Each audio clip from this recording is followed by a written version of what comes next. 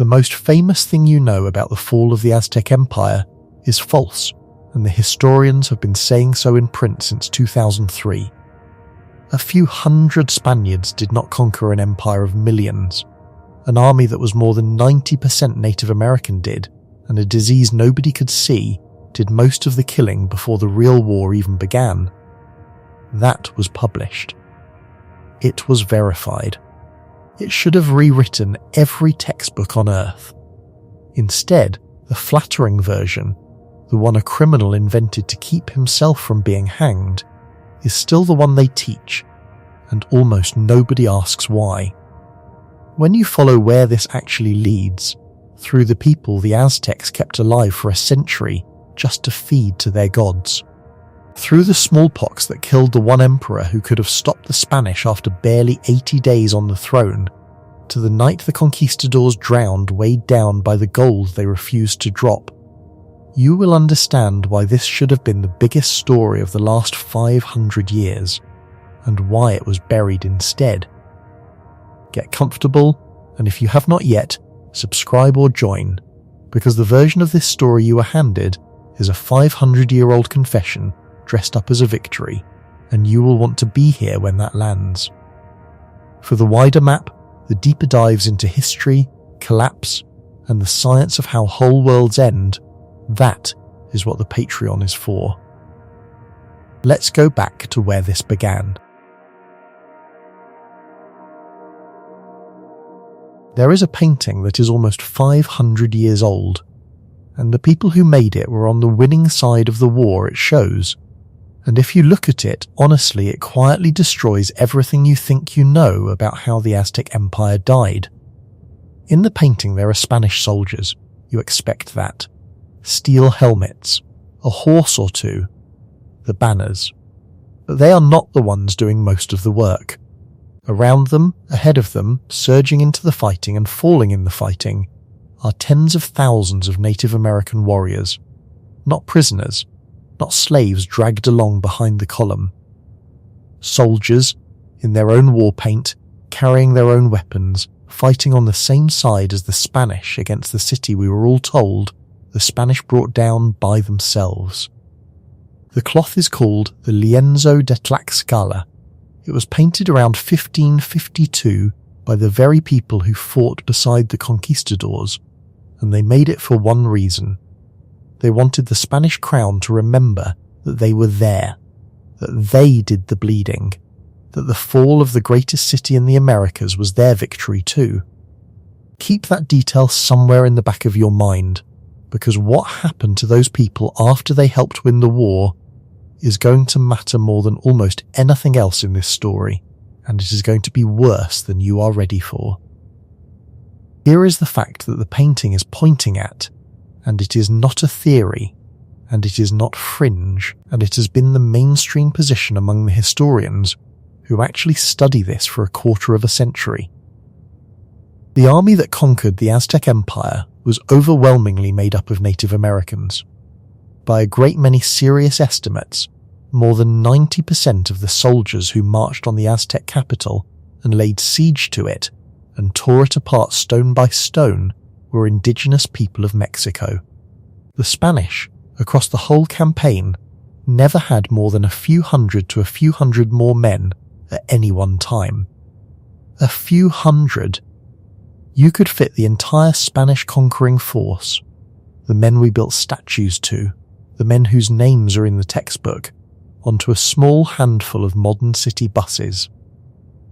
The rest of the army, the part that won, was a coalition of native nations who hated the Aztecs so much that when a few hundred filthy, seasick, outnumbered foreigners washed up on the coast, they looked at them and saw not invaders, but a weapon they could finally aim.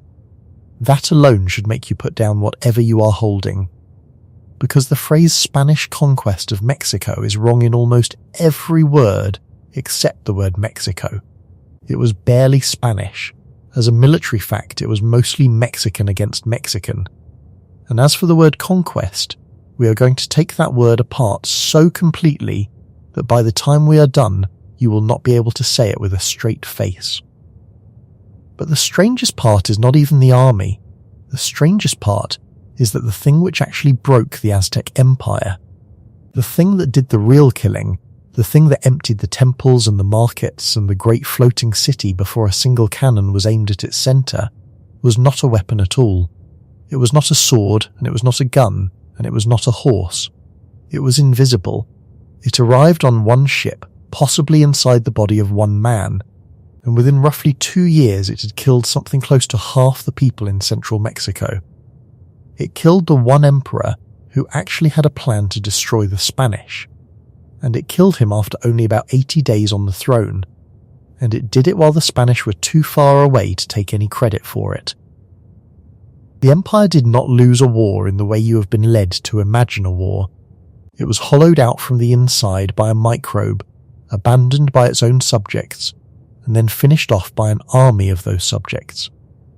And then, after all of that, a small group of men sat down and wrote it up as the heroic triumph of a handful of brilliant Europeans over a savage and doomed civilization.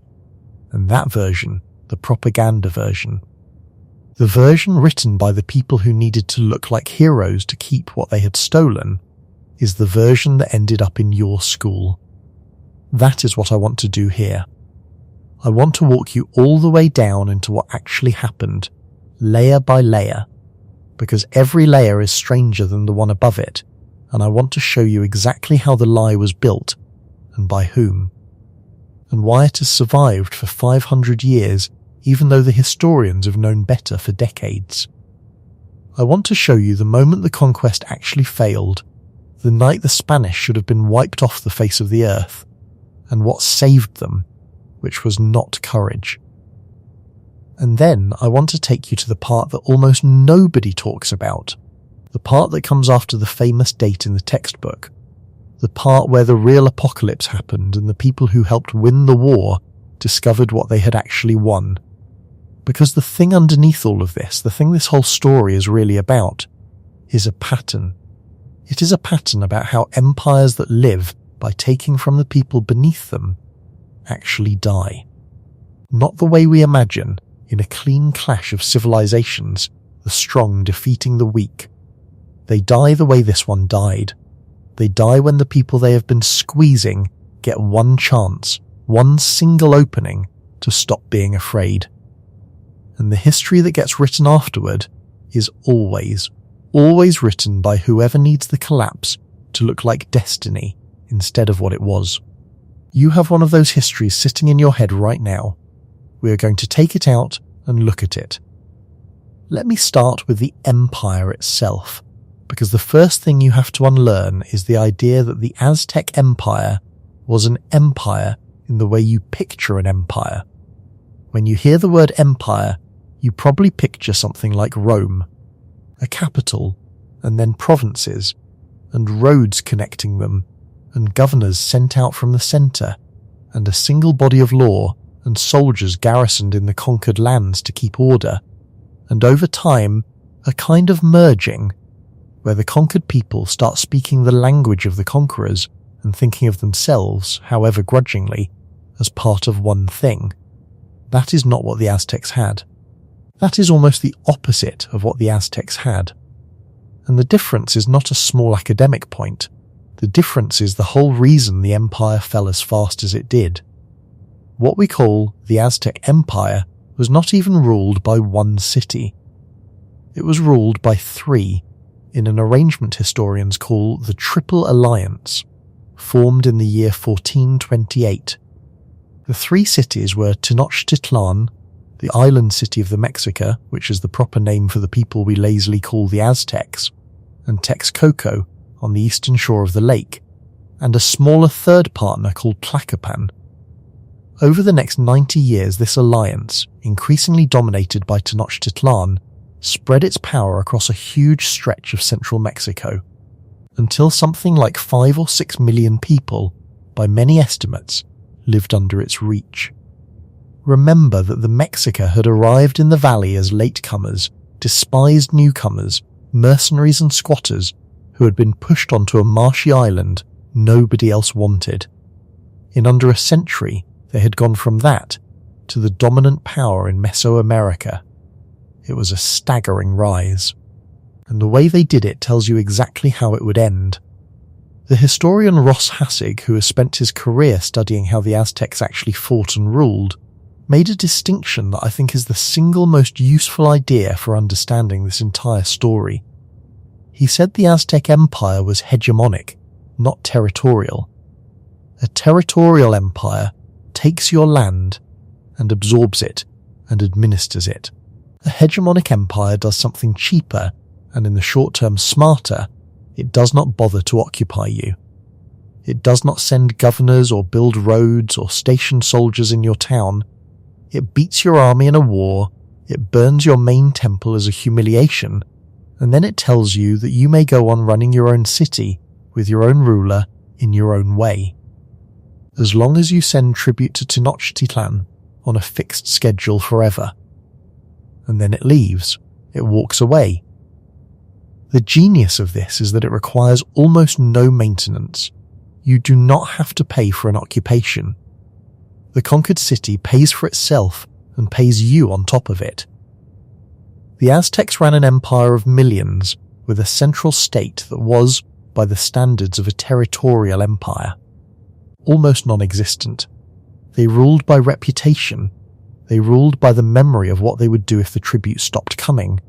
And we know exactly what they demanded, because the lists survive. There is a document called the Codex Mendoza, put together around 1541 after the conquest, on the orders of the Spanish, and part of it is simply a ledger of the tribute the empire used to collect. Reading it is like reading the receipts of a protection racket the size of a modern nation. Province after province, the quantities are written out in the old bar and dot counting system. Tens of thousands of cotton cloaks, loads of cacao beans which were currency, war costumes and feathered shields, bins of maize and beans and chia and amaranth, each big enough to feed a town, bundles of brilliant feathers from tropical birds, lip plugs of crystal and amber, bowls of gold dust, measured out by the handful from the regions that had it. Live eagles. On one famous and disputed line, even a measure of human captives. This flowed into Tenochtitlan from every direction, year after year, and the city on the lake grew fat and gorgeous on it, with its causeways and its canals and its whitewashed pyramids, until it was bigger than any city in Spain. Bigger than Paris. A place so clean and so vast that when the Spanish finally saw it, some of them wrote that they wondered if they were dreaming. And I want to make sure you can actually picture what was sitting on that lake, because the legend needs you to imagine the Aztecs as something half savage, a people of blood and superstition who were always going to lose to a more advanced world, and the truth is that the men who destroyed Tenochtitlan had never in their lives seen a city as large or as well ordered as the one they came to destroy. The old soldier Bernal Daz, decades later, still could not write about it calmly. He described towers and temples rising white out of the water, broad straight causeways running for miles, canals full of canoes, and a marketplace in the district of Tlatelolco so enormous and so crowded that he claimed 60,000 people came to it on a single day to trade. Soldiers who had been to Rome and to Constantinople said they had never seen anything to match it. There was fresh water piped in by aqueduct, public latrines, men whose entire job was to sweep the streets, a system of order and sanitation that European cities of the time, with their open sewers and their plague pits, could not come close to. This was not a doomed primitive holdout waiting for history to arrive and end it. This was one of the largest and most sophisticated cities on the entire planet in the year 1519, larger than any city the Spanish had ever built, and the framing you were handed, the framing of advanced Europeans against backward natives, gets the basic facts exactly backward. The Spanish were the ones gawking. They were the provincials, and they knew it, and some of them said so in writing before the version that made them civilizers was composed over the top of what they had actually seen. Now hold those two facts next to each other, because this is where the empire starts to look less like a triumph and more like a trap it had built for itself. Fact 1, the empire was enormous and rich. Fact 2, the empire did almost nothing to make the people it taxed feel like they belonged to it. It did not integrate them. It did not give them a reason to be loyal. It gave them a reason to be afraid, and it mistook that fear for the same thing as loyalty. Those are not the same thing. They have never been the same thing. Fear is what you feel towards something you would destroy in a heartbeat if you ever stopped being afraid of it. And all across central Mexico, in dozens of cities that sent their cloaks and their cacao and their gold to a lake they resented, there were people who had been waiting, some of them for generations, to stop being afraid. The tribute was only half of why they hated it. The other half is the part that gets sensationalized in every cheap documentary, so let me try to give it to you straight, because the truth is heavier than the cliche. The Aztec state practiced human sacrifice, and it practiced it at a scale and with a centrality to its religion and its politics that is genuinely difficult to absorb. The sun, in their cosmology, had to be fed. The gods had given their own blood to set the world in motion, and the debt had to be repaid in kind, continuously, or the whole thing would stop. Captives taken in war were marched up the steps of the Great Pyramid in the heart of Tenochtitlan, and at the top their hearts were cut out and held up to the sun. The numbers in the Spanish accounts are almost certainly exaggerated, written by men with every reason to make the people they were robbing look like monsters. But strip the exaggeration away, and what remains is still a machine that needed a steady supply of human beings, and that supply had to come from somewhere, and where it came from was the cities and peoples the empire dominated. Think about what that does to the relationship between a ruling city and its subjects. It is one thing to tax a people. Empires have always taxed people, and people grumble and pay.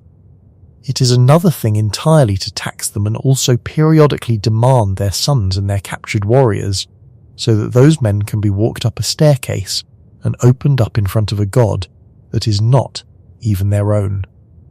There is no growing into loyalty under that arrangement. There is only the waiting. And the Aztecs knew this. They were not stupid. They understood perfectly well that the empire was held together by terror, which is exactly why they invested so heavily in spectacle, in making the sacrifices public and grand and unforgettable, in making sure every visiting dignitary from a subject town went home with the image of those steps burned into him. The terror was the infrastructure. There were no roads holding the empire together. There was only that. And here is the thing about an empire whose only real binding agent is fear. It works beautifully right up until the instant it does not. Fear does not degrade slowly. It does not give you a warning. It holds and holds and holds, and then one day something happens that proves the thing everyone was afraid of can bleed, and in that instant the entire structure does not weaken. It inverts. Every subject city that was sending tribute out of terror is now a city full of armed men who have just realized that the monster on the lake is killable, and who have 100 years of stored up reasons to want to be the ones holding the knife. The empire's greatest strength, the cheapness of ruling by reputation instead of occupation, was also the fault line running straight through its foundation. It had millions of subjects and almost no friends. But there was one place where this was not even a matter of resentful subjects waiting for a chance. There was one people who had never been conquered at all, who lived as an island of defiance completely surrounded by Aztec power, and what the Aztecs chose to do with that people is so strange and so cruel and so important to everything that follows that it deserves its own telling, because the alliance that destroyed Tenochtitlan did not come mainly from the bitter ex-subjects. It came, at its core, from them. From Tlaxcala, and the reason Tlaxcala existed at all, the reason the Aztecs had deliberately left it alive and unconquered in their midst, is one of the most self-destructive decisions in the history of empire, and they made it on purpose, and they made it for the sake of the gods. To understand why, you have to understand the Flower Wars. The Flower Wars, in the Nahuatl language, were called the Xochitlcoatl, and they are one of those things that sounds almost gentle until you understand what they were. From some time in the middle of the 1400s, right up to the arrival of the Spanish, the Triple Alliance fought a series of arranged, recurring, almost ritualized battles against a small cluster of independent states to its east, the most important of which was Tlaxcala. These were not ordinary wars of conquest. That is the whole point. The goal was not to take Tlaxcalan land, and it was not to destroy the Tlaxcalan state. The goal, by the most widely accepted interpretation, was to capture warriors, live ones, for sacrifice. The two sides would meet on something close to a prearranged basis and fight, and the measure of victory was not territory taken, but captives dragged home to feed the gods and to give young Mexica fighters the experience of taking a man alive in battle. Sit with the implication of that for a moment, because it is genuinely difficult to believe a state would do this on purpose. The Aztecs were the dominant military power in the region. By the time of the Spanish arrival, most serious historians think they could have crushed Tlaxcala outright if they had decided to. Tlaxcala was nearly surrounded. The empire had choked off its access to salt and cotton and other goods, sealing it inside an economic blockade so tight that the Tlaxcalans went without salt for years.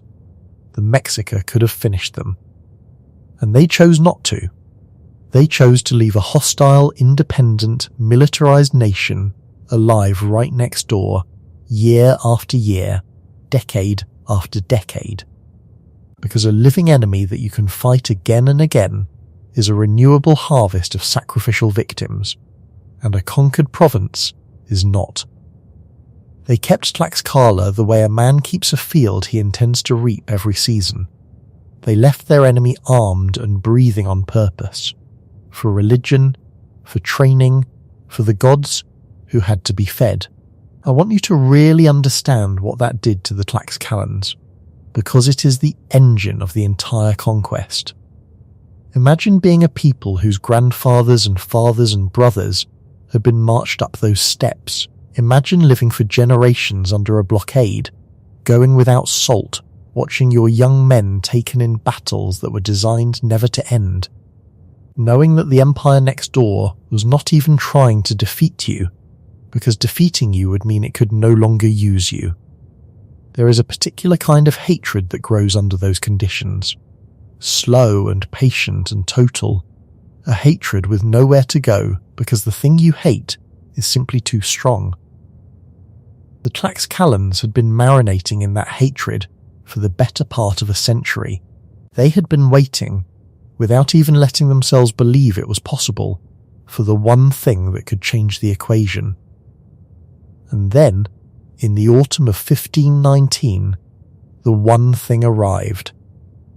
A few hundred strangers, with metal and animals no one in Mexico had ever seen, who were marching, of all the directions in the world, straight toward Tenochtitlan, looking for a fight with the very empire the Tlaxcalans had been dreaming of destroying. So when people ask, as they always do, how a few hundred Spaniards could possibly have conquered an empire of millions, they are asking the wrong question, and the wrongness of the question is the whole trick. The Spanish did not conquer an empire of millions. A coalition of furious, organized, militarily experienced native nations conquered an empire that had spent 100 years manufacturing their fury, and a few hundred Spaniards happened to be the spark that let them finally do it. Strip the Spanish out of the story and the story still nearly happens. Put a different few hundred foreigners in their place, and it probably still happens. The kindling had been stacked for a century. Someone was always going to drop a match. But before any match was dropped, the man who would later take all the credit had to arrive. And he arrived not as a conquering general sent by a king, but as something much smaller and much stranger. he arrived as a criminal. Hernan Cortes landed on the coast of Mexico in early 1519 with around 600 men, perhaps a few more, a dozen or so horses, and a handful of cannon. He was not there on the authority of the King of Spain. He was there in direct defiance of his own boss, the governor of Cuba, Diego Velázquez, who had organised the expedition and then, at the last moment, grown suspicious of Cortes and tried to cancel it and remove him from command. Cortes sailed anyway. He stole the expedition. From the legal standpoint of the Spanish crown, the moment he set off he was a mutineer leading an unauthorised venture, and everything he did from that point forward was the act of a man who could be hanged for it if he failed. This matters enormously, and we will come back to it, because almost everything Cortes later wrote was written by a man who was not trying to describe what happened. He was trying to keep his head attached to his neck. He needed the king to forgive the theft. The only currency that buys that kind of forgiveness is glory, and so glory is what he manufactured, in writing, in real time. And that manufactured glory is the seed of the legend you grew up with. When the expedition reached the coast, Cortes did the thing that tells you everything about what kind of man he was. He scuttled his own ships. He had them run aground and stripped and disabled, so that there was no way back to Cuba. Some of his men had wanted to return. Now they could not. It is remembered as a moment of incredible nerve, and it was, but it was also the move of a man who had already burned his legal bridges and simply made the physical ones match. There was no retreat available to him in any sense. Forward was the only direction that did not end at a gallows. And almost immediately, Cortes acquired the single most important member of the entire expedition, who was not Spanish, and was not a soldier, and was a woman, and had been a slave. Among a group of captives given to the Spanish by a Maya town was a young Nahua woman whom the Spanish baptized as Marina, and whom the Mexica and the Tlaxcalans called Malinche, and whom later centuries would turn into a curse word. She had been born into a noble family somewhere in the Nahuatl-speaking world, and then, by some turn of misfortune, sold or given into slavery among the Maya, which meant that she spoke two languages. She spoke Nahuatl, the language of the Aztecs and of most of central Mexico, and she spoke Maya. The Spanish had a man named Hernimo de Aguilar, a shipwrecked priest, who had spent years among the Maya and learned their tongue, so a chain formed. Cortes spoke to Aguilar in Spanish, Aguilar spoke to Malinche in Maya, Malinche spoke to the people of central Mexico in Nahuatl, and back the chain ran in reverse, and before long Malinche learned Spanish herself and cut the chain down to a single brilliant link. She was the mouth and the ears of the expedition.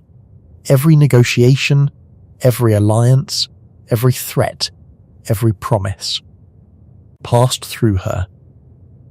The historian Camilla Townsend, who wrote an entire book trying to recover the real woman from underneath the myth, argues that without Malinche, there is simply no conquest. There is a small band of confused foreigners who cannot understand a word anyone is saying, wandering into the most sophisticated political landscape in the hemisphere and getting themselves killed. She was not a footnote. She was arguably the most consequential single individual in the whole affair, and we will see what the centuries did to her name, and it is one of the ugliest parts of the entire story. Townsend titled her book about her Malinche's choices, and the word choices is doing careful work, because it insists on something the legend refuses her, which is that she was a person making decisions inside a situation that offered her almost nothing. Think about where she actually stood. She had been born to a noble family and then sold away into slavery as a girl, handed off among strangers, stripped of her home and her status and her safety by her own people, by the world the Aztecs had built. She was property. She was given to the Spanish as property, one of 20 women handed over like livestock. And then, she discovered that the one thing no one could take from her, her mind and her command of language, was suddenly the most valuable asset on the continent. So she used it. She made herself indispensable, and in doing so she made herself safe as a woman in her position could ever be, which was not very. To call that betrayal is to imagine she owed loyalty to an empire that had let her be sold into bondage, and to imagine she had some other option she selfishly declined, a path where the enslaved girl nobly chose solidarity with the system that enslaved her and accepted whatever came. There was no such path. There was survival by the only means available to her, and a kind of brilliance in how completely she seized it. Whatever you want to call that, traitor is the one word that does not fit, and traitor is the exact word her own descendants' culture chose to brand her with for 500 years. I will come back to why a people does that to the memory of a woman, because the reason is not really about her at all. It is about what a defeated nation needs to believe about itself. The first people to take a real interest in these strangers were the Totonacs, in a coastal city called Zempoala. They were subjects of the empire, and they were sick of it, and their ruler, a man the Spanish remembered as the Fat Cacique because of his size, sat with Cortes and, through Malinche, did the arithmetic that every leader in Mexico would soon be doing. He poured out his grievances about Aztec tribute and Aztec arrogance. And Cortes, who could not have understood the politics he was walking into without Malinche translating it for him, grasped the opportunity immediately. Here were people who hated the empire and had soldiers. He encouraged the Totonacs to arrest a group of Aztec tribute collectors, an act of open rebellion that there was no taking back. Zempoala was now committed. The first stones of the coalition were laid, not by Spanish swords, but by a local ruler's decision that these newcomers were a tool he could use. The Totonacs gave Cortes warriors and porters and guides, and the small band that started marching inland was already, from the very first step, not really a Spanish army. It was a Mexican rebellion with a Spanish core. Then they reached Tlaxcala, and the most important thing that happened there is the thing most people get backward. The Tlaxcalans did not welcome the Spanish. They attacked them. For about 2 weeks in September of 1519, the Tlaxcalans, under a war leader the Spanish called Xicotencatl the Younger, threw army after army at the Spanish and their Totonac allies, and they nearly won. The Spanish accounts, even the boastful ones, admit how close it was, how the men slept in their armour, how the horses were dying, how the situation was desperate. Think about what it means that the single most important native ally of the Spanish was a people that first tried very hard to kill them.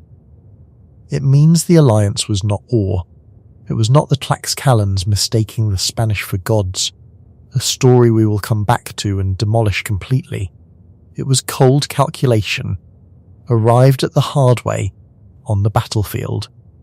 After the Tlaxcalan elders watched these strangers survive everything thrown at them, and asked the only question that mattered. Not what are these beings? The question was, can we use them against Tenochtitlan?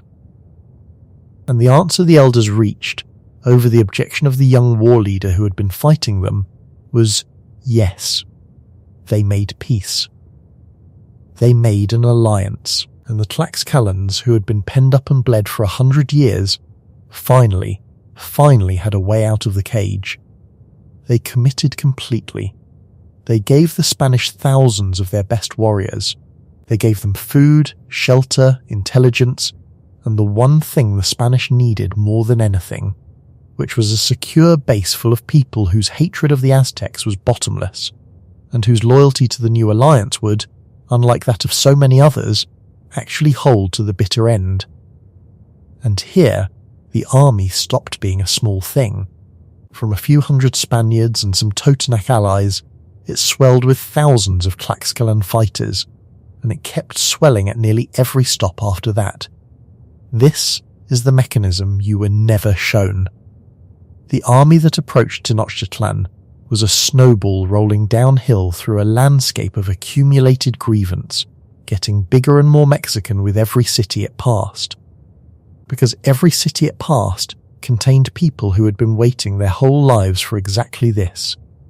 And the strangest thing about this, the thing that should bother you most, is that it was never hidden. The numbers are right there in the conqueror's own writing. Cortes, in the very letters he wrote to make himself a hero, casually mentions commanding indigenous armies that ran into the tens of thousands, and at moments claims to have led as many as 150,000 native warriors.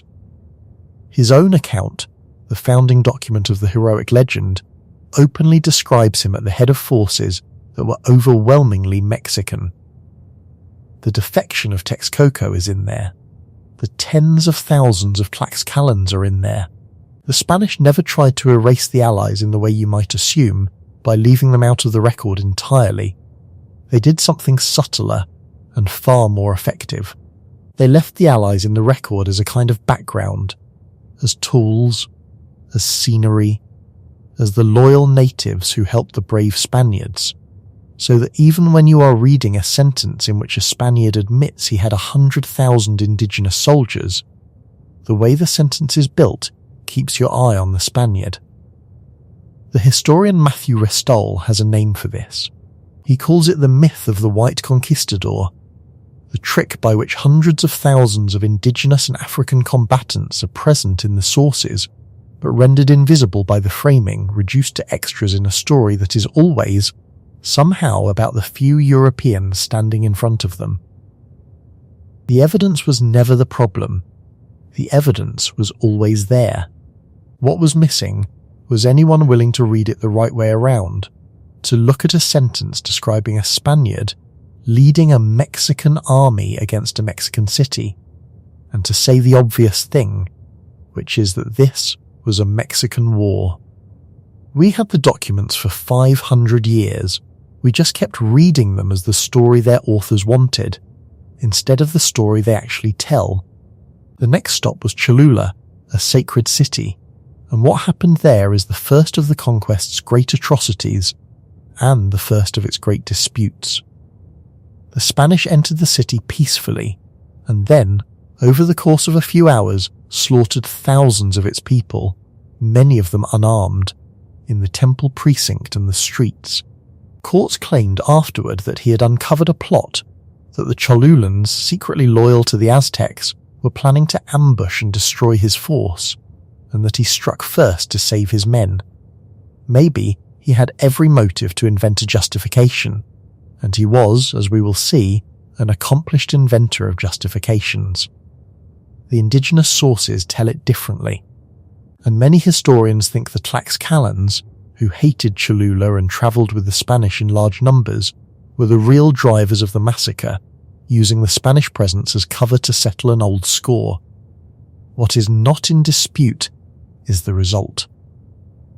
Word of Cholula raced ahead to Tenochtitlan. The message it carried was simple, and it was terrifying. These newcomers, and the Tlaxcalan army marching with them, would destroy a great city without warning and without mercy. The fear that had always flowed outward from Tenochtitlan was beginning, for the first time in living memory, to flow back toward it. And on the 8th of November, 1519, the strangest meeting in the history of the two hemispheres took place. Cortes and his men, with their Tlaxcalan and Totonac allies, crossed the great causeway over the lake and entered Tenochtitlan, and they were received, not with arrows, but with ceremony, by the ruler of the Aztec world, the Huey Tlatoani, Moctezuma II. The most powerful man in the Americas walked out to greet a band of foreigners and the slave woman translating for them, and he brought them into his city as guests, and housed them in a palace, and for a time the two sides circled each other inside the most beautiful and dangerous city on earth. What did Moctezuma think he was doing? This is one of the great questions, and the answer you were given is almost certainly false. The story that got written down and repeated for 500 years is that Moctezuma was paralysed by superstitious dread, that he and his people believed the Spanish might be gods, that they thought Cortes could be the returning god Quetzalcoatl, a feathered serpent prophesied to come back from the east in exactly the year the Spanish happened to arrive, and that this religious terror made the Aztecs fatally passive, unable to resist a divine destiny walking up their causeway. It is a beautiful story. It makes the conquest feel preordained, cosmic, almost the Aztecs' own idea. And it is, according to the historians who have examined where it actually comes from, very close to a complete fabrication. The scholar Camilla Townsend wrote a now famous article with the blunt title, Burying the White Gods. And her argument, which has become the mainstream position, is that there is essentially no reliable evidence that the indigenous people ever genuinely believed the Spanish were gods, and no real evidence that any prophecy about Quetzalcoatl returning from the east even existed before the conquest. The whole gorgeous myth appears to have been assembled afterward. It shows up in print, fully formed around 1552, in a book written by a man named Francisco López de Gamarra, who was Cortes' own secretary and personal propagandist, and who, it is worth saying slowly, because it is so absurd, never set foot in the Americas. He wrote the definitive early account of the conquest of Mexico without ever crossing the Atlantic Ocean, working from what Cortes told him and from what served Cortes' reputation, and the myth was then polished and elaborated by Spanish friars and by surviving members of the indigenous nobility, each of whom had their own reasons to find it useful. For the Spanish, a conquest that the gods themselves had foretold was a conquest blessed by providence, which is a very convenient thing to be able to tell a king when you are trying to justify having stolen an empire. For the defeated indigenous elite, a defeat written in the stars was easier to live with than a defeat that came down to politics and miscalculation and a plague, because how do you survive having simply lost when you could instead have been overpowered by destiny? So the white god story was not history, it was therapy, and it was propaganda, and it served everyone except the truth. Townsend's point, which I find genuinely clarifying, is that the Mexica understood almost immediately that they were dealing with human beings who had frightening technology, and they responded with intelligence and cunning, rather than with wide-eyed religious surrender. Moctezuma did not freeze because he thought a god was coming. He made a calculated, and ultimately mistaken, decision to bring a dangerous and unpredictable foreign delegation inside his city, where he could watch them, contain them, take their measure, and decide what to do with them, on his own ground, surrounded by his own power. He was not a coward hypnotized by prophecy. He was a confident ruler who believed he held all the cards, and he was wrong about how the game was going to be played, which is a very different and far more human kind of failure. And this brings us to the single most audacious lie in the entire founding document of the conquest, a lie so brazen that once you see it, you cannot unsee it. And it was caught not by a modern historian guessing at motives, but by something much simpler, by a missing piece of paper. In Cortes' account, written to the king, there is a scene that became the legal cornerstone of everything Spain did in Mexico for the next 3 centuries. In this scene, not long after the Spanish arrive, Moctezuma gathers his nobles and delivers a speech in which he essentially hands over his entire empire. He declares that the Mexica had always known they were not the original lords of this land, that their ancestors had come from elsewhere, and that a great lord would one day return to claim what was rightfully his, and that Cortes and his king must be the heirs of that returning lord, and so he. Moctezuma freely and willingly submits himself and all his dominions to the crown of Spain. It is a tidy little miracle of a speech. The most powerful ruler in the hemisphere simply gives his empire away, voluntarily, on the grounds of a prophecy, which means the Spanish did not steal anything at all. They merely accepted a gift. The conquest, in this telling, is not a conquest. It is an inheritance.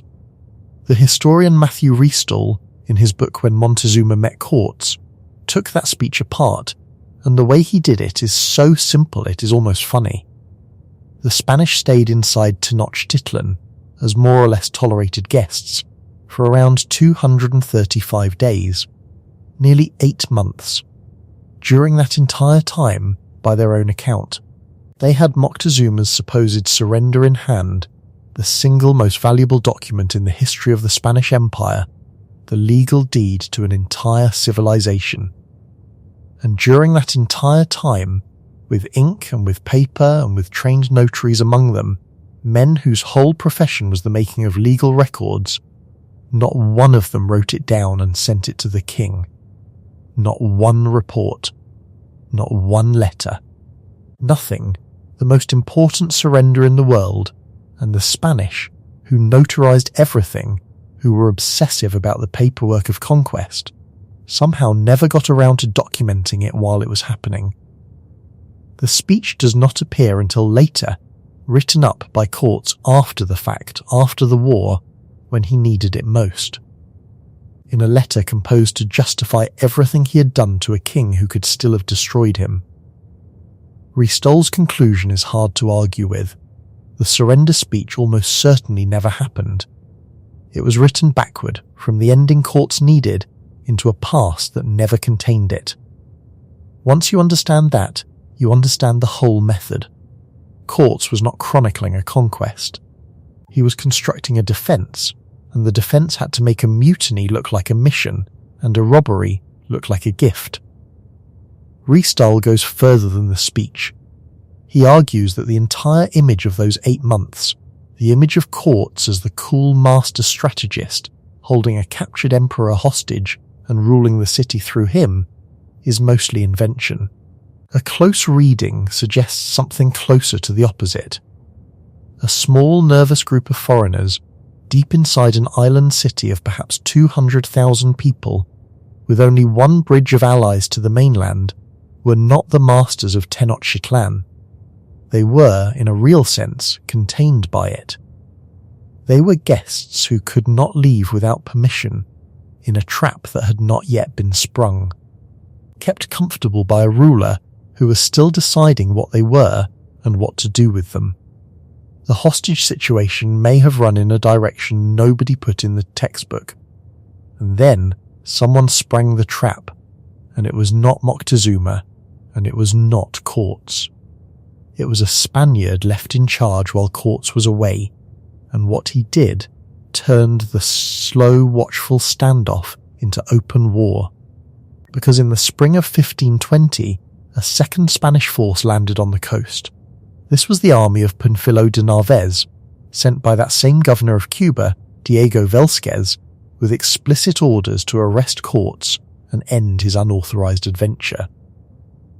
So Cortes did something that should sound insane, and was in fact characteristic. He left Tenochtitlan, the city he supposedly controlled, the emperor he supposedly held, and marched most of his men back toward the coast to fight the other Spaniards. He left behind a garrison in the city under the command of one of his captains, a violent, impulsive man named Pedro de Alvarado. And while Cortes was away defeating Narváez and, crucially, absorbing most of Narváez's men into his own force by promising them gold, something happened in the city that there was no coming back from. The Mexica had asked permission to hold one of their great religious festivals, the Festival of Tlaxcala, in honor of the god Tezcatlipoca. Permission was granted. The nobility and the finest warriors gathered in the sacred precinct unarmed, in their feathers and their finery, and they danced. And Pedro de Alvarado, for reasons that have been argued about ever since, ordered his men to seal the exits and fall on them. They massacred the dancers. Hundreds of the Mexica elite, the flower of the city's nobility and its warrior class, cut down while unarmed at a religious ceremony they had been given permission to hold. Alvarado later claimed, as the Spanish always claimed, that he had discovered a plot, that the festival was cover for an attack on the garrison and that he struck first. It is the same justification used at Cholula, deployed by the same kind of men for the same kind of slaughter, and it is no more believable the second time. Whatever Alvarado's reason, the result was the end of any possibility of coexistence. The city rose. The fiction that the Spanish were honoured guests evaporated in an afternoon of blood, and the population of Tenochtitlan, finally, turned on the foreigners in their midst with everything they had. When Cortes returned from the coast in late June, his force now larger, but the situation now catastrophic, he marched back into a city that wanted him dead. He was not entering his capital, he was walking into a siege with himself on the wrong side of the walls. It was somewhere in here that Moctezuma died, and even his death is contested, which by now should not surprise you. The Spanish version is that they brought him out onto a rooftop to calm his own people, and that the crowd, enraged at what they saw as his collaboration, pelted him with stones, and that he died of his wounds a few days later, killed by his own subjects. The Indigenous accounts and a number of modern historians, including Restall, suggest something darker and more probable. That Moctezuma, now useless to the Spanish as a puppet and dangerous to them as a rallying point, was simply murdered by his captors when the situation collapsed, his body disposed of, the stoning invented to keep Spanish hands clean. We will likely never know for certain. But notice the pattern one more time. Whenever the truth would make the Spanish look like murderers, the surviving record somehow contains a story in which the Indians did it to themselves. The Empire's own people threw the stones. The festival was a trap that justified the massacre. The Emperor gave his kingdom away. Over and over, the inconvenient act is laundered through a tale of indigenous fault or indigenous consent. That laundering is not random. It is a method, and the method has a name, and the name is propaganda, and you are going to see it operate one final enormous time before this story is over. But first the Spanish had to survive the night that should have ended them, the night on which, by every ordinary measure of warfare, the conquest of Mexico decisively failed. It is remembered as La Noche Trista, the Night of Sorrows, the night of the 30th of June into the 1st of July, 1520. Trapped in a hostile city, surrounded, their position hopeless, the Spanish and their Tlaxcalan allies decided to flee under cover of darkness, slipping out along one of the causeways that connected the island to the mainland.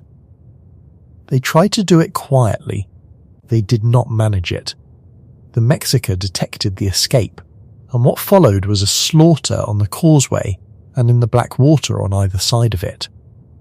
The Mexica attacked from the banks and from war canoes. The Spanish, strung out along a narrow raised road over a lake, in the dark, were cut to pieces.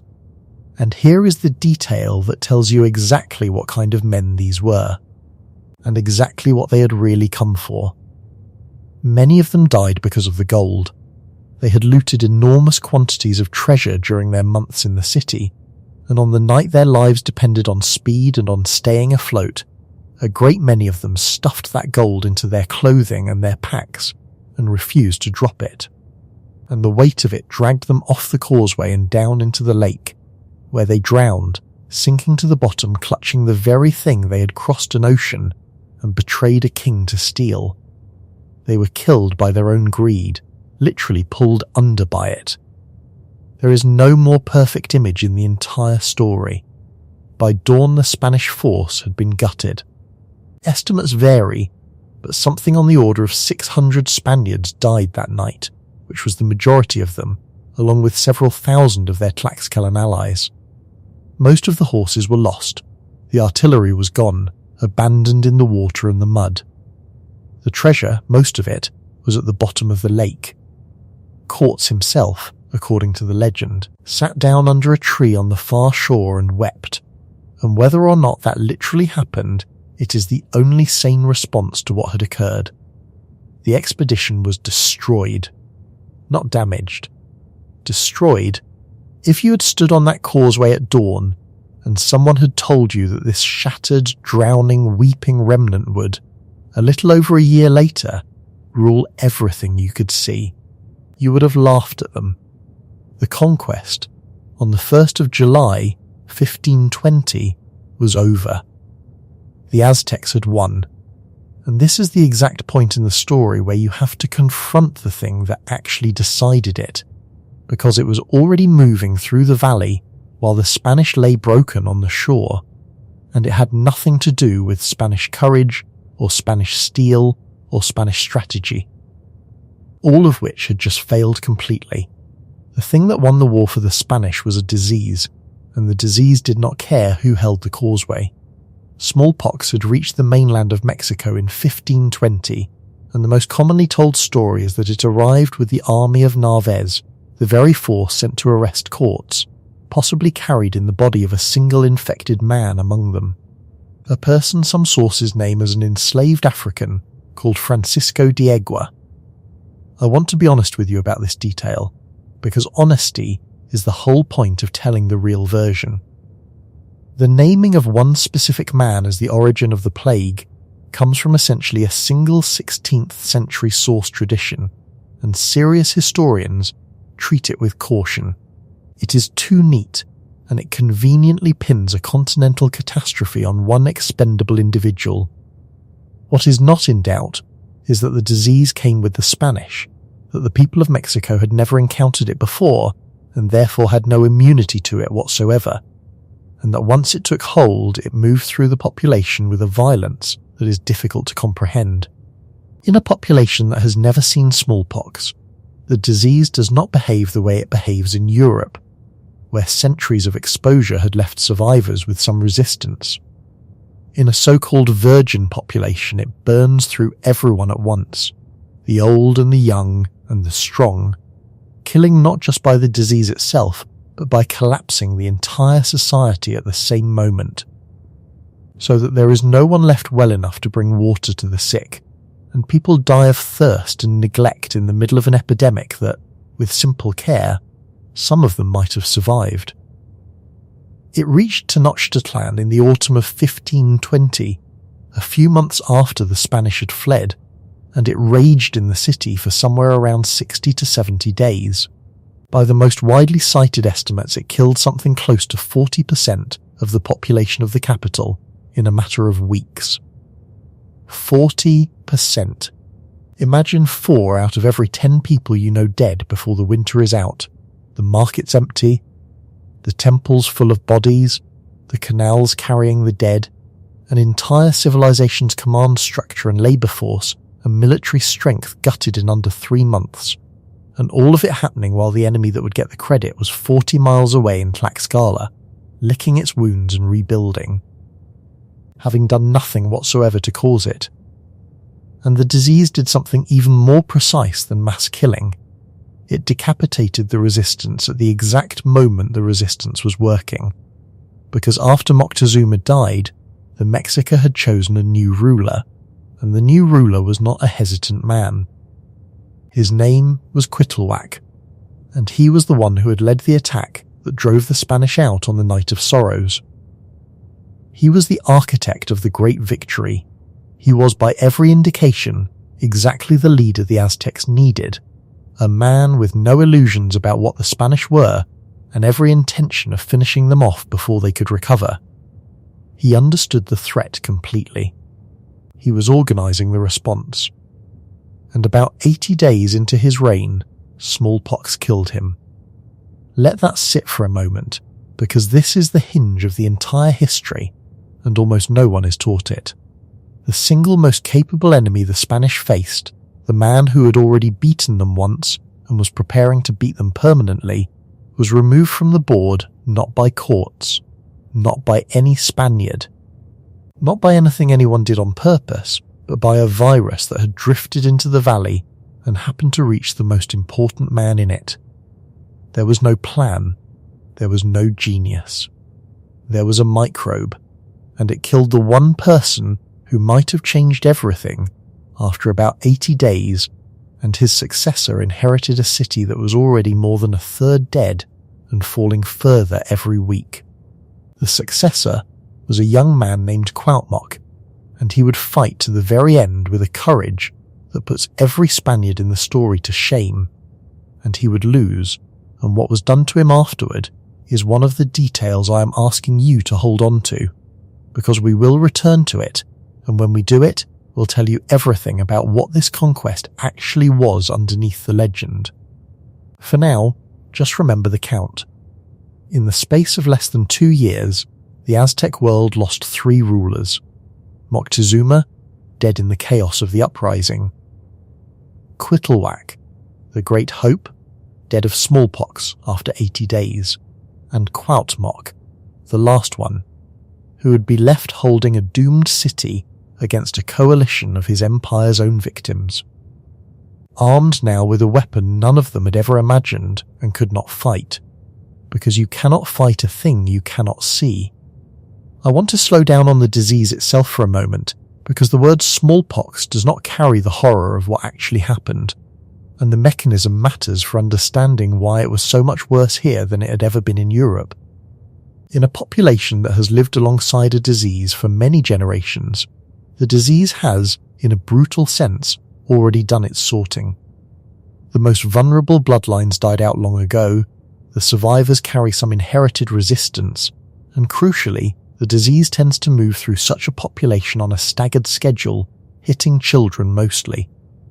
While the adults who survived it as children are immune and can still function, still farm, still nurse, still govern, a so-called virgin soil population has none of that. No one has ever met the pathogen. No one is immune. And so it does not move through in a staggered wave. It hits everyone at once. The old and the young and the strong and the pregnant, all of them, in the same few weeks. And that simultaneity is its own killer, separate from the disease. Because when every single adult in a household is flat on their back, with a raging fever at the same moment, there is no one to bring water, no one to bring food, no one to tend the fire or empty the room, or do any of the small constant labours that keep sick people alive. The Spanish friars who described it noticed exactly this, that people were dying not only of the pox, but of hunger and thirst and neglect in the middle of it, because the whole society had fallen ill on the same day, and there was simply no one left standing to care for the fallen. Entire families starved to death in their homes while sick, surrounded by food they were too weak to reach, with no neighbour well enough to come. That is what hit Tenochtitlan in the autumn of 1520. Not a disease so much as the sudden total subtraction of a civilization's ability to keep its own people alive. The Spanish, meanwhile, were not idle in their refuge. While the plague did their fighting for them, Cortes sat in Tlaxcala and did the one thing he was genuinely good at, which was not soldiering and was not strategy in the heroic sense, but politics. He rebuilt the alliance, he gathered the Tlaxcalans who were as committed as ever, and he reached out to city after city across the valley, and he found, again and again, the same thing Simpoala and Tlaxcala had shown him. He found people who wanted the empire dead, and now they had even more reason to gamble on him, because the empire was visibly weakening, its god king dead, its new king dead, its people dying in the streets. The aura of invincibility that had held the whole tribute system together finally, unmistakably broken. When something that has ruled you by fear is revealed to be dying, the fear does not slowly fade. It flips, all at once, into opportunity. And the most spectacular flip of all was about to come, from inside the Triple Alliance itself. Remember that the Empire was ruled by 3 cities, the Triple Alliance, and that the second of those 3, after Tenochtitlan itself, was Texcoco on the eastern shore of the lake. Texcoco was not some distant, resentful subject. Texcoco was a founding partner. Texcoco had helped build the empire, had shared in its tribute and its glory, had sat at the very top of the system for 90 years. And in the aftermath of the plague, with the succession in Texcoco itself disputed and bitter, a faction of the Texcocan nobility, led by a man the Spanish called Ixtlilxitl, defected. They went over to Cortes. They brought, by some accounts, tens of thousands of warriors with them. One of the three pillars of the empire walked across the lake and joined the people besieging it. Think about what that means, because it is the structural fragility I described at the very beginning made flesh. This was an empire so shallow, so purely extractive, so devoid of any real loyalty beyond fear and self-interest, that when it began to look mortal, even one of its own ruling cities calculated that its future lay with the attackers rather than with its 100-year partner. There was nothing holding the thing together except the conviction that it could not be beaten, and the moment that conviction died, the empire did not have allies to fall back on, because it had never made any. It had only made subjects, and a subject is just an enemy who has not yet found their moment. Texcoco found its moment. So did Huejotzingo. So did Chalco. City after city, the same arithmetic, the same defection, the same warriors flowing into the coalition. By the time the final assault came, the force arrayed against Tenochtitlan was, by the upper estimates that historians like Ross Hassig have offered for the campaign as a whole, something approaching 200,000 indigenous warriors and a few hundred Spaniards stirred into them like a handful of salt into the sea. This was not the Spanish conquering the Aztecs. This was central Mexico tearing the heart out of the city that had been bleeding it for a century, and using the Spanish as the blade. But a blade was not enough to take Tenochtitlan, and Cortes knew it, because Tenochtitlan was not an ordinary city. It sat in the middle of a lake, connected to the shore only by a few long causeways that could be defended by a handful of men, and swept by thousands of war canoes. The Mexica owned the water. As long as they owned the water, they could move men and food and reinforcements at will, and they could attack any assault on the causeways from both sides.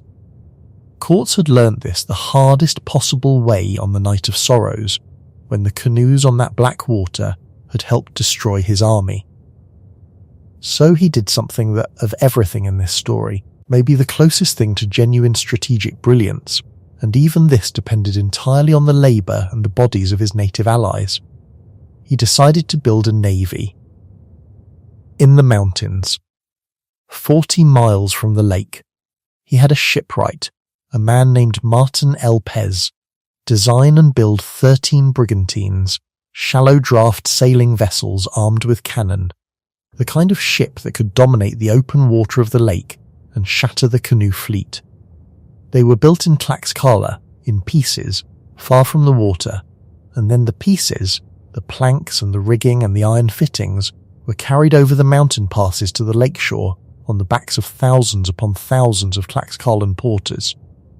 A human chain hauling a disassembled fleet across a mountain range.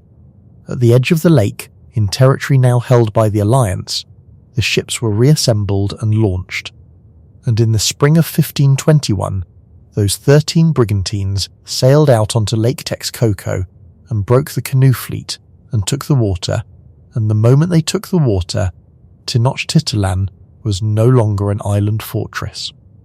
It was a trap with the Mexica inside it.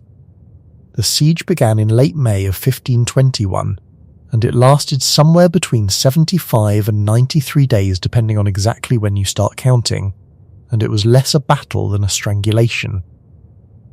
The first thing Cortes did was cut the aqueduct, the great pipe of fresh water that ran from the springs at Chapultepec into the heart of the city, because Tenochtitlan, for all its canals, sat in a brackish lake and depended on that aqueduct for drinking water. He cut it. 200,000 people, more or less, in a dying city, in the summer heat, with the freshwater severed, and a hostile fleet controlling the lake, and a coalition of their old victims pressing in along every causeway. And still inside the city, the plague was not finished. The defenders were dying of smallpox even as they fought. They were dying of thirst, and before the end, They were dying of starvation because the blockade was total and the food stopped coming, and the accounts, the indigenous accounts most of all, describe people reduced to eating lizards and corn cobs and the bark of trees and handfuls of grass from between the stones, fighting on through all of it because their young king, Cuauhtemoc, refused to surrender, and they refused to surrender with him. I want to give the Mexica their due here, because the legend robs them of it. The legend needs them to be passive, doomed, half defeated by their own superstition before the first shot is fired, because a passive enemy makes the conqueror look like destiny. The reality is the opposite. The Mexica, in the summer of 1521, with their god-king dead and their best king dead of plague and 40% or more of their people already gone, and their water cut and their food gone, and a fleet of cannon-armed ships on the lake, and 200,000 enemies at the gates, kept fighting for nearly 3 months. House to house, canal by canal, they tore up their own causeways to slow the brigantines. They fought from the rooftops and from the rubble. When the Spanish and their allies took a section of the city, the Mexica took it back at night.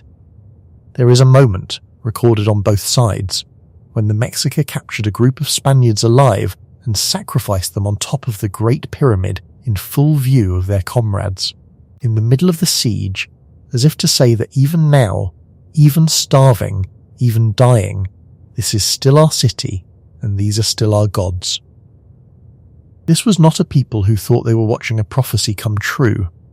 This was a people fighting to the last breath for a city they loved, against odds that no amount of courage could overcome, because the odds had been set not by their weakness, but by a virus, and by 100 years of their own empire's choices. By the final weeks, the city had become something out of a vision of the underworld, and the descriptions that survive, especially the Nahuatl ones gathered later from people who had lived through it, are almost unbearable to read. The canals were choked with the dead, bodies of the starved and the diseased floating in the water the defenders were by then reduced to drinking. The living moved over the dead. The smell, the Spanish said, was so overwhelming that it sickened the attackers themselves, and still the alliance ground forward, street by street.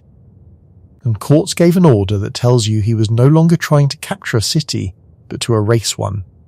As his forces took each district, he had the buildings pulled down behind them, levelled, the rubble pushed into the canals, so that there would be nothing for the Mexica to retake in the dark, and no cover for them to fight from. The greatest city in the Americas was being demolished in real time, deliberately, block by block, by the labour of tens of thousands of other Mexicans, until the survivors were penned into a shrinking corner of wreckage with their backs to the lake. The brigantines prowled the water on every side, cannon firing into the canoes, cutting off the last routes of escape and supply. There was no relieving army coming, because there was no one left who feared the empire enough to save it, and no one who loved it enough except the people already dying inside it. When it was over, the Spanish and their allies walked into a graveyard the size of a capital, and even the men who had spent 2 years fighting to take it were, by their own accounts, silenced by what they found. The city fell on the 13th of August, 1521. By the end, the defenders held only a corner of the ruins, packed together in the filth and the smoke, and Cuauhtemoc tried to escape across the lake by canoe, and he was caught. The last emperor of the Aztecs was brought before Cortes, and what happened to him next is the detail I asked you to hold on to, because it strips away the last of the legend and shows you the thing underneath, and the thing underneath is not the meeting of two civilizations. It is a man who came for gold, who never stopped coming for gold, who built a 500-year legend on top of the gold to keep from being hanged for the gold. Because the treasure, you will recall, was at the bottom of the lake. Most of the great hoard the Spanish had looted from the city had been lost on the Night of Sorrows, dragged down into the water on the bodies of drowning men. And Cortes wanted it back, and he wanted to know where the rest of it was, the gold he was certain the Mexica had hidden. So he had the captured emperor tortured. They burned Cuauhtemoc's feet, and the feet of his cousin, the Lord of Tlaxcala, coating them in oil and holding them to the fire to make him reveal where the treasure was. There is a story, possibly embellished, possibly true, that as they were being burned together, the Lord of Tlaxcala looked to Cuauhtemoc for permission to give in, and that Cuauhtemoc answered him with a line that has outlived everyone in this story. He asked whether he, the emperor, was lying on a bed of roses. The dignity in that, the refusal, the contempt for the men holding his feet in the fire, tells you who the Mexica actually were, and the burning tells you who the conquistadors actually were.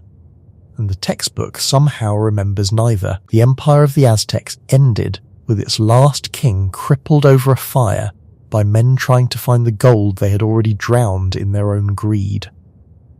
And they did not even let him die quickly.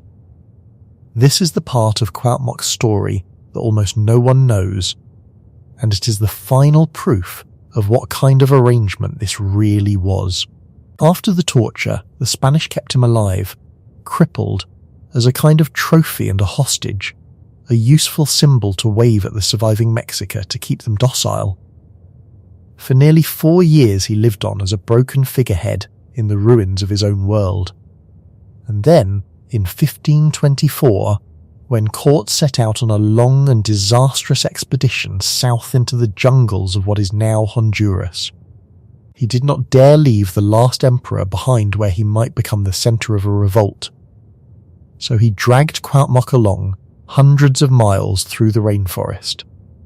And somewhere in that jungle, in early 1525, on the accusation, possibly invented, that the captive king was plotting against him, Cortes had Cuauhtemoc hanged from a tree, the last ruler of the Aztec Empire, the man who had held a starving city against 200,000 enemies and refused to break even with his feet in the fire, died at the end of a rope in a foreign jungle, far from the lake, executed by the man who had built his own legend on having spared him. Even the mercy was a lie. The conqueror who let the brave young emperor live, in the story, murdered him quietly in the trees a few years later, when no one important was watching. That is the texture of the thing underneath the legend. Not a clash of civilizations. A long, patient, profitable cruelty that tidied up its loose ends and then wrote itself up as destiny.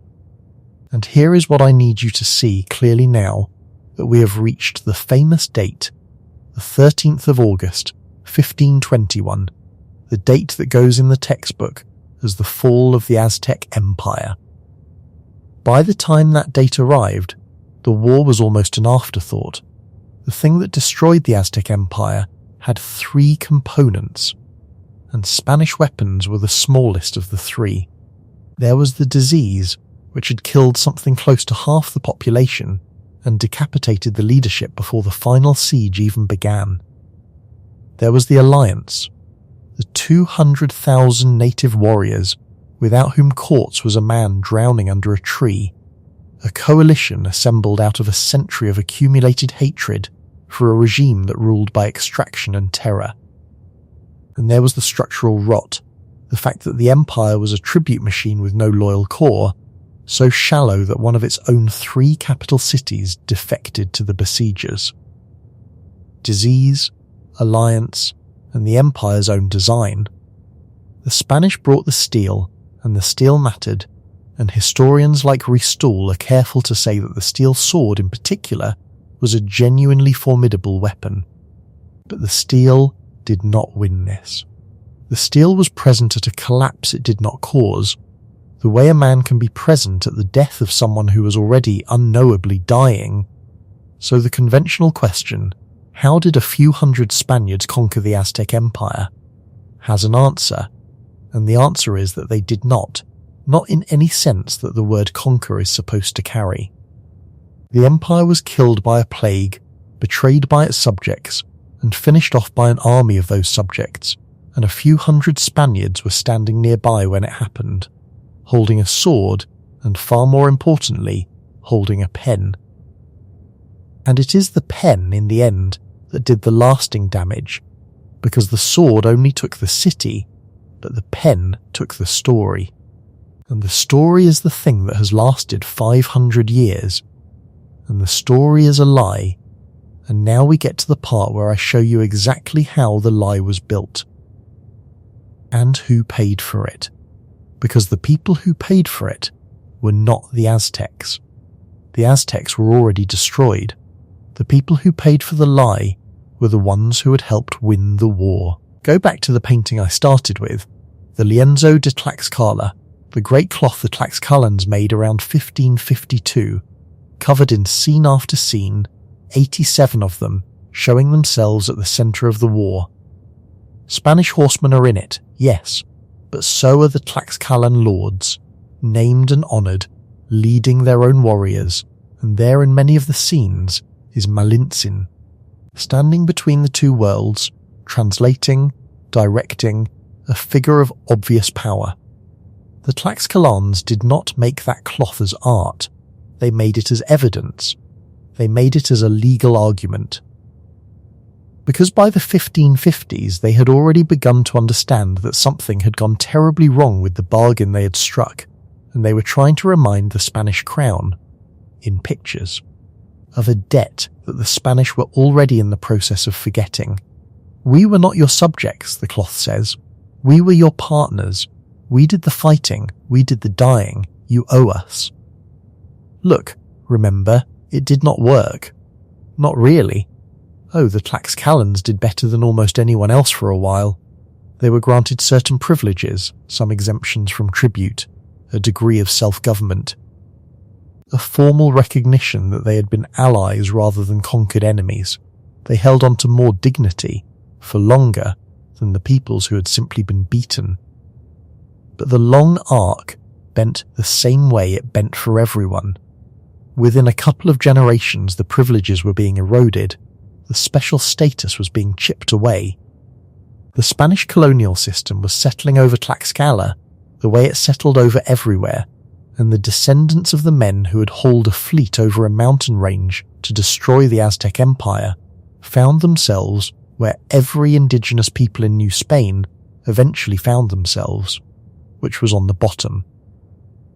They had helped kill one empire that taxed them and took their people, and they had midwifed the birth of a second one that would do the same things on a scale the Aztecs could never have dreamed of, and this second empire would last not a century but 3 of them, and it would not even have the decency to remember that they had helped build it.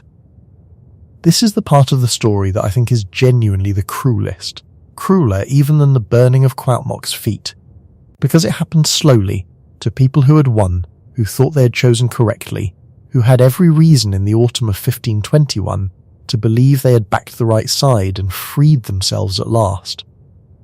The instrument of it had a bland, bureaucratic name. It was called the encomienda.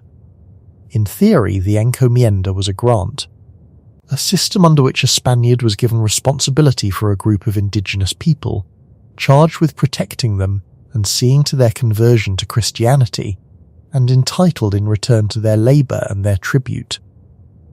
In practice, it was a machine for converting human beings into wealth, and it took the exact thing the Aztec Empire had run on, the extraction of tribute and forced labour from subject populations, and it industrialised it. The Spanish did not abolish the tribute system that the Tlaxcalans and the Texcocans and all the rest had risen up to escape. They inherited it. They kept the Codex Mendoza specifically so they could read the old tribute lists and pick up the collections where the Aztecs had left off. The new lords simply slotted themselves in above the old machine and turned the crank harder.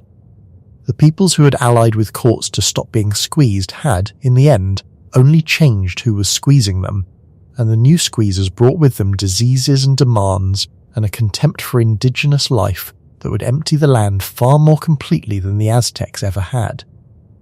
You can count it, the way you count any betrayal. The Totonacs of Zempoala, the first allies, the ones who arrested the tribute collectors and committed themselves before anyone else dared, were swallowed into the colonial system and largely forgotten. The Texcocans, who had been a ruling capital of the empire, and then defected and brought tens of thousands of warriors to the siege, watched their great city dwindle into a provincial town. The Tlaxcalans, the indispensable core, the ones without whom there is no conquest at all, held their privileges for a while, and then lost most of them too.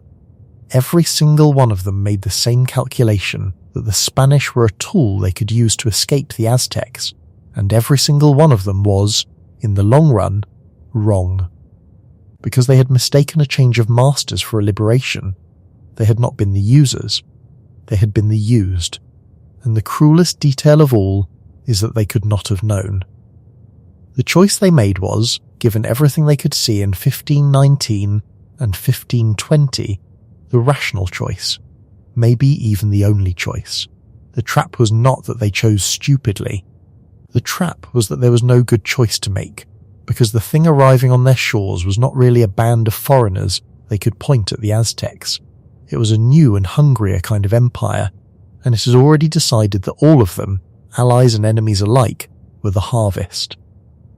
And then there is the woman, because no one paid a stranger price than the woman who made the whole thing possible, Malinche, Doa Marina. The slave who became the voice of the conquest, who stood at the centre of every negotiation, whose intelligence and command of language and grasp of the political landscape were, by the honest account of historians like Camilla Townsend, simply indispensable to everything Cortes achieved. She had a child with Cortes, a son, one of the first people of mixed Spanish and Indigenous ancestry whose name we know, a living symbol of the new world being born out of the wreckage of the old one. By any rational measure, she was one of the most consequential figures of the entire 16th century. And do you know what her name became? In Mexico, for centuries, Malinchista became a word, an insult, a slur, meaning a traitor, someone who betrays their own people, who prefers the foreign to the native, who sells out.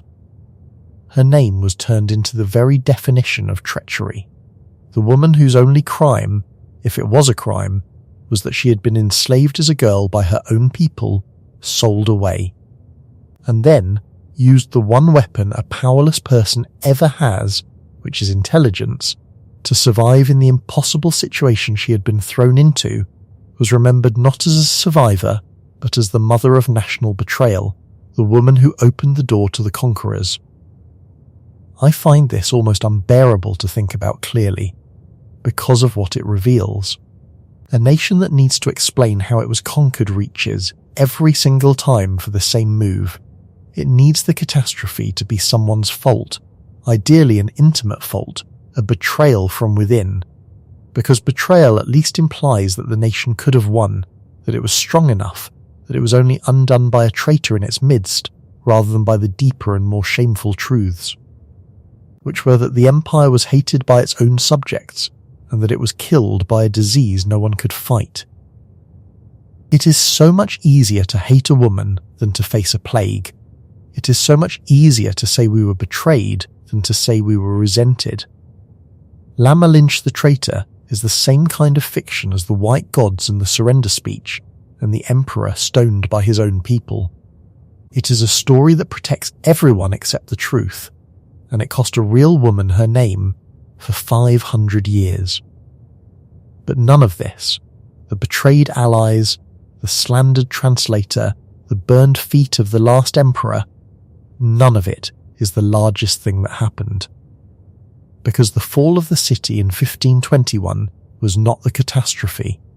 It was the prologue to the catastrophe. The real dying, the dying that makes everything I have described so far look almost small, did not happen during the war at all.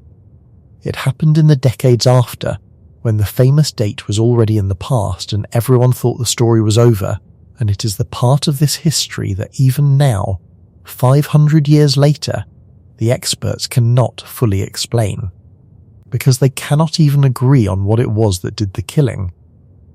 Here is where the numbers stop being something you can picture and become something you have to take on faith, because the human mind is not built to feel a number this large. Before the Spanish arrived, Central Mexico was one of the most densely populated places on the planet. The most cited scholarly estimate, produced by the Berkeley researchers Sherburne Cook and Woodrow Borer after decades of combing through the old tribute records, puts the population of central Mexico in 1519 at around 25 million people. I will tell you plainly that this number is disputed, and disputed hard, and I am going to come back to that dispute, because it matters. But take the figure for a moment. 25 million. By the year 1600, by the same researchers' reckoning, that population had fallen to somewhere around 1 million. From 25 million to 1 million in about 80 years. That is not a decline. There is no ordinary word for that. It is the disappearance of something like 19 out of every 20 human beings in one of the great population centres of the world inside a single human lifetime. To try to make that land, imagine a city you know with a population of 1 million people. And imagine that over the course of one ordinary lifespan, it shrinks to 40,000. Imagine walking through streets that you remember as crowded and finding them empty, the houses standing but the people gone, the fields growing over, the temples silent, an entire civilization thinning out into ghosts around you, year after year, your whole life, and no one able to tell you why it would not stop. That is what the 16th century was for the indigenous people of Mexico. The war was a single bad year inside a catastrophe that lasted 4 generations, and the engine of that catastrophe, the thing that did the overwhelming majority of the killing, was not the encomienda, and was not Spanish cruelty, real as both of those were. It was disease, wave after wave of it, in epidemics so severe that the survivors gave them their own name in Nahuatl. They called the great pestilences Cocoliztli. The smallpox of 1520 that broke the empire was only the first. Then came another vast epidemic in 1545, and another in 1576, and these two, the Cocoliztli of the 1540s and the Cocoliztli of the 1570s, were even deadlier than the smallpox had been. The 1545 outbreak alone is estimated to have killed somewhere between 5 and 15 million people. In some regions the dead were counted at 4 out of every 5. The Spanish friars who lived through it described something out of nightmare, victims bleeding from the eyes and the nose and the mouth, burning with fever, dead within a few days. The bodies piling up faster than anyone could bury them, whole towns simply ceasing to exist. And now we arrive at the thing I find most unsettling of all, more unsettling than the scale, which is that we do not actually know what Cocoliztli was. 500 years later, with all the tools of modern science, the people whose entire job is to understand this cannot agree on what killed perhaps 80% of the population of a continent's heartland. The symptoms the friars described, the high fever, the catastrophic bleeding, do not match smallpox, which has its own unmistakable signature of pustules across the skin. They look more like what we would call a viral hemorrhagic fever, something closer to the diseases that still terrify us today. And so a real scientific argument has been running for years now, and it has not been settled, over what the Great Death actually was. On one side is a team of researchers who, in 2018, did something remarkable. Working at a site called Tepozcalula Yucunda, in Oaxaca, the only cemetery anyone has been able to firmly connect to the 1545 epidemic, they extracted ancient DNA from the teeth of the people buried there, the dead themselves, and they went looking for whatever pathogen had been in their blood when they died. And in the remains of 10 of those individuals, they found the genetic signature of a bacterium, a particular strain of Salmonella, the kind that causes what we call enteric fever, a relative of typhoid. The work was published in the journal Nature, Ecology and Evolution, led by a researcher named Child Jean, and it made headlines as the solution to the mystery. The Great Death, the story went, had been a form of typhoid-like fever, possibly introduced or amplified by the Europeans and their animals. But here is where I have to be honest with you about how science actually works when it is being honest. Because the team that did this work was careful in a way the headlines were not. They did not claim they had solved it. They said the salmonella was a strong candidate. They pointed out themselves that the people they had tested were Mixtec, not Aztec, from one specific region. They pointed out that their method could only detect bacteria and certain kinds of viruses, and would have been blind to others entirely, which means there could have been something else in those bodies that their technique simply could not see. And on the other side of the argument stands a Mexican epidemiologist named Rodolfo Acua Soto, who has spent much of his career on this question, and who is not convinced, and whose objection is hard to wave away. He points out that the bleeding, the explosive speed, the sheer scale of Cocoliztli do not look like any salmonella anyone has ever documented. He has argued, drawing on tree ring records that reveal a devastating drought across 16th century Mexico, that Cocoliztli may have been an indigenous virus, a hemorrhagic fever carried by rodents whose populations exploded and crashed with the drought, a homegrown killer that had perhaps always been in the land at low levels, and that the chaos and the famine and the crowding of the Conquest era unleashed. In his words, he had never in his life heard of salmonella doing what Cocoliztli did, the bleeding and the spread. I am not going to pretend to resolve that for you, because it is not resolved, and the honesty of saying so is the whole point of telling the real version. It may have been the salmonella. It may have been a hemorrhagic virus born out of the drought. It may have been more than one thing at once, a continent so broken by invasion and famine and social collapse that it became a killing ground for half a dozen pathogens at the same time. What I want you to feel is the strangeness of standing here 5 centuries later, knowing that the largest demographic catastrophe in recorded human history happened in this place, and knowing that the smartest people who have ever looked at it still argue about what the killer even was. The textbook gives you a clean sentence about disease and moves on. The reality is that something came up out of those years that we still cannot name with confidence, that emptied a world and that left behind cemeteries we are still reading like crime scenes whose murder weapon was never found. And notice what this does to the dispute over the numbers. The 25 million that I told you to hold.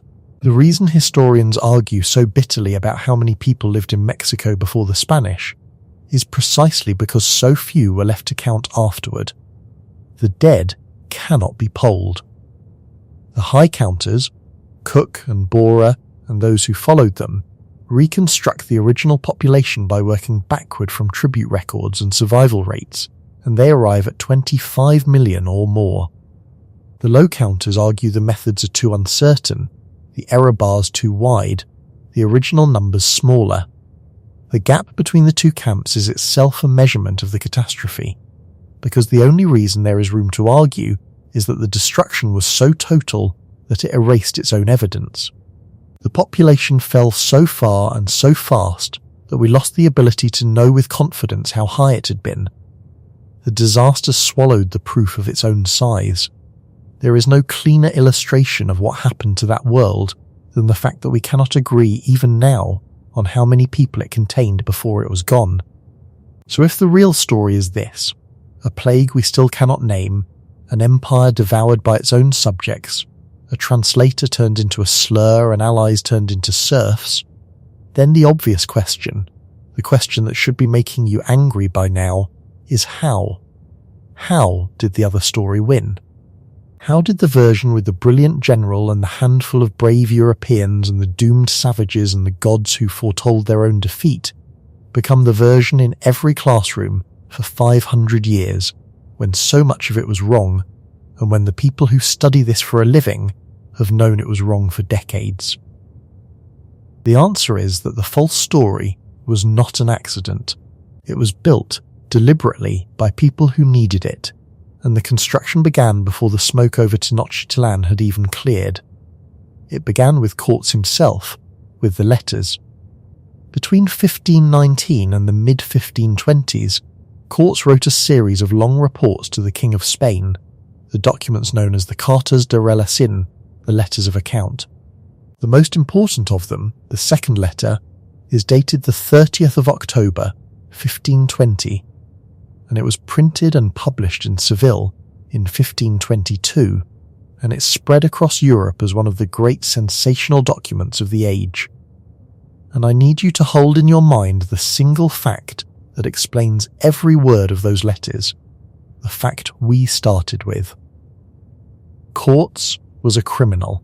He had defied his governor, stolen an expedition, and committed his men to a venture the crown had never authorized. He could be hanged. The letters were not a diary and they were not journalism. They were a legal brief written by a defendant to the one judge who could pardon him or destroy him. Every choice in them, what to include, what to leave out, what to invent, was made by a man writing for his life. The surrender speech that justified the whole conquest as a gift rather than a theft, the prophecy that made it providence rather than mutiny, the constant arithmetic of a few brave Spaniards against impossible hordes that made it heroism rather than luck. These are not the observations of a witness. They are the arguments of an advocate, and the client he was defending was himself.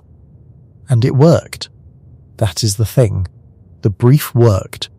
Cortes was not hanged. He was made a marquis, given a vast estate and a noble title, and eventually a place in the official memory of the empire as its founding hero in the New World, because the crown, in the end, had exactly the same interest he did. Once Spain held Mexico, Spain needed the holding to be legitimate. A king cannot build an empire on an admitted theft. He needs the conquest to have been just, divinely sanctioned, a matter of bringing salvation and civilization to a benighted people who, conveniently, had half surrendered already. The lie that saved Cortes from the gallows was the same lie that gave the Spanish crown the moral right to 3 centuries of rule and the legal right to hand out the encomienda grants that turned millions of human beings into a labour supply. The propaganda was not decoration on top of the empire. It was load-bearing. It was the deed. Then came the others who polished it. Francisco Elpez de Gamarra, Cortes' own household chaplain and secretary, wrote the celebrated account that fixed the heroic version, the white gods and all, in the European mind around 1552, and he did it, as I said, and as I will say again, because it never stops being absurd. Without ever once crossing the Atlantic Ocean, he wrote the standard history of a place he had never seen, for a patron whose reputation was the entire point. Decades later, an old soldier named Bernal Daz del Castillo, who had actually been there, wrote his own enormous account, partly out of irritation at Gamarra making it all sound like Cortes acting alone, and his book is richer and more human and full of the names of ordinary men. But it too was written half a century after the events by a man defending the honour and the pensions of the conquistadors, including himself, an old veteran insisting the world remember that the common soldiers had mattered. Even the correction served the legend.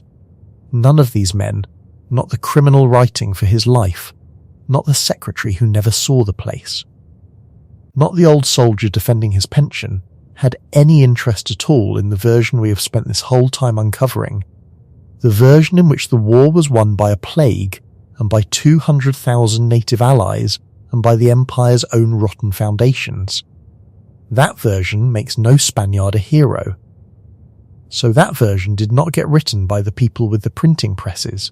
If you want to see just how shameless the legitimacy machinery was, look at the document the Spanish called the requerimiento, the requirement, because it is almost too perfect an illustration to be real, and yet it is entirely real. The Spanish crown, anxious that its conquests be legally and morally justified, produced a formal statement that conquistadors were supposed to read aloud to indigenous peoples before attacking them. The document explained the history of the world from creation, the authority of the Pope, the supremacy of the Spanish crown, and it then demanded that the listeners submit to that authority and accept Christianity. If they did, they would be welcomed. If they refused or failed to comply, then the Spanish declared in advance that any war made against them, any killing, any enslavement, was the natives' own fault for refusing, and would be just and lawful. And here is the part that should tell you everything. This document was written in Spanish and Latin, and it was read aloud, often, to people who could not understand a single word of it, sometimes from the deck of a ship before anyone had even landed, sometimes muttered to a forest where no one was listening, sometimes recited to villagers already asleep. The point was never to communicate. The point was to create a record. It was a piece of paper that let the men with the swords tell themselves, and tell the king, that they had given fair warning, that the violence was a response and not an aggression, that the victims had chosen their fate by failing to obey words they were never given any chance to comprehend. The conquest came with its own pre-written alibi, read aloud to people who could not hear it, and filed away as proof of Spanish good faith. Once you know the Requerimiento existed, you understand that the lie was not added afterward by Jamara and the others. The machinery for manufacturing innocence was packed in the baggage from the very beginning. They brought the propaganda the way they brought the gunpowder, as standard equipment. And there was one more piece of the lie, quieter than the others, and in some ways the most important, and historians call it the myth of completion. It is the idea baked into that famous date, the 13th of August, 1521, the idea that on that day the conquest happened, finished, complete, a clean ending, Aztec Empire falls, Spanish Empire begins, turn the page. It was nothing of the kind. The fall of Tenochtitlan was the fall of one city. Vast regions of what would become Mexico remained unconquered for years, for decades, in some corners for centuries. There were rebellions and wars and whole peoples who never fully submitted. The neat ending is a fiction too, because empires like their conquests to look finished, decided, inevitable. Rather than what conquest actually is, which is a long, ugly, contingent, reversible process that could have broken the other way a dozen times. The clean date is the same impulse as the surrender speech and the white gods. It is the winner tidying up the story so that the outcome looks like it was always going to happen. Because an outcome that was always going to happen is an outcome no one has to feel guilty about. Now here is the part that should genuinely make you angry, and I do not use that word lightly, because this is not a story about ignorant people long ago believing a flattering myth. This is a story about a myth that survived long after the people who study it stopped believing it. The revisionist account I have given you, the disease and the alliance and the structural rot and the constructed propaganda, is not some daring new theory I am floating. It is, in its essentials, the mainstream scholarly consensus, and it has been for a long time. Matthew Restall laid out the dismantling of the heroic myths in a book published in 2003, more than 20 years ago, and he was building on work that went back decades before that. He called the book 7 Myths of the Spanish Conquest, and he went through them one by one, and they are worth naming, because every one of them is probably sitting somewhere in your own head. The myth that the conquerors were exceptional men, lone geniuses, rather than ordinary opportunists following a script that had already been worked out in the Caribbean. The myth that they were a royal army, when they were really self-funded treasure hunters who often defied the crown, as Cortes did. The myth of the white conquistador acting essentially alone, which erases the hundreds of thousands of indigenous warriors and the Africans, enslaved and free, who did so much of the fighting. The myth of completion, the clean ending we already pulled apart, The myth that the whole thing turned on the natives failing to understand the Europeans. The myth of native desolation.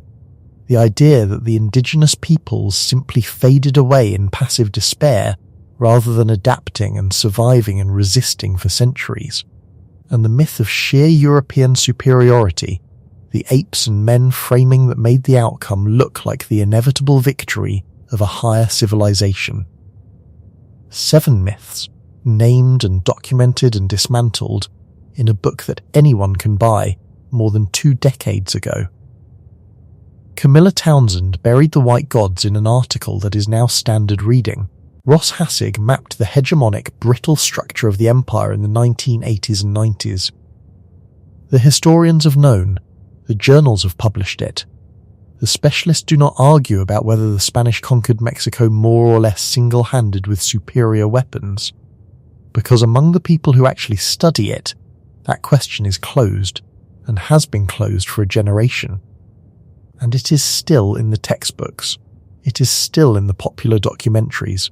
It is still the version that the overwhelming majority of educated people carry around in their heads, the version you almost certainly carried into this video.